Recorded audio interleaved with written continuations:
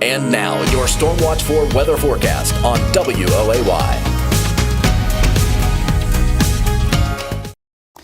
It's a little foggy outside today across parts of the area, again, mainly south and east. And taking a live look at Glenjean, you don't really see that fog there, but you do see a couple wet spots that are still lingering from the rain that we have had earlier today across those areas that are south and east. And taking a look at that radar, that rain has pretty much dissipated and moved out of our area, except for a couple sprinkles that are developing pretty much anywhere east and south of Beckley. Maybe you might have a couple little random spots just west of Beckley, but other than that, it's going to be pretty dry night as we head into tomorrow. And taking a look at the state, I mean, it is pretty dry across the whole area, mainly the whole western half of the state. We had some heavier rain down there by Roanoke, Virginia, that has started to, again, dissipate, as well as the flash flood warnings that we had earlier today south of Beckley near Bluefield and Princeton. Those have since expired, and as well as the flash flood warning down by Roanoke, Virginia has also expired. Temperatures around the whole state, again, hanging steady in those 60s.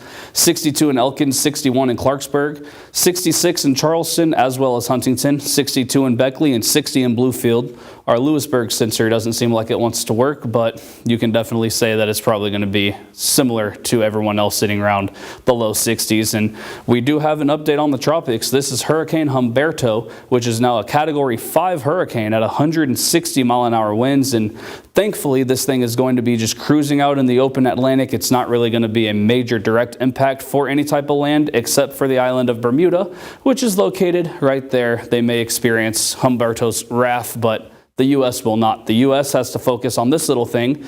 This is now Tropical Depression 9. It will be soon Idalia is what it will be called. And the thing that we had here is it looked like it was going to move its way up toward the South Carolina coast, and models are now having it move out to sea, and that is because Humberto is now a Category 5. It's strong enough that it's able to take this storm, and it's going to rip it out to sea with it. And with that, it's going to pretty much take our rain chances with it out to sea. So we still could have a couple rain impacts, but it's not looking like it's going to be extremely impressive like what we had going into yesterday. We had like we had a better chance of receiving rain from this as we did yesterday, but now we don't.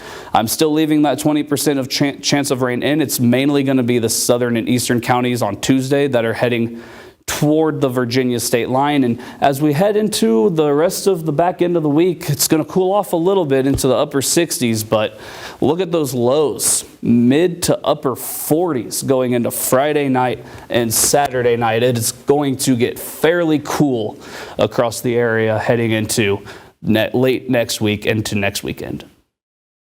Now, you mentioned how we're not going to be expecting rain like we were initially expecting because the storm looks like it's moving out towards sea because of the hurricane and things like that. So that's a good thing for Friday football fans. Make sure we're staying dry. We've been fortunate, really, so far that we've been dry every single week for Fabulous Bowl Friday, and it's looking like it's a great week. I am a little surprised, though, like dipping in the 40s, though. It's starting to feel like very late fall, kind of like late October feeling for me. So is that you think that's going to be like something we see more of in the future here? I think so, yeah. I think it's definitely we're going to start having that fall feel.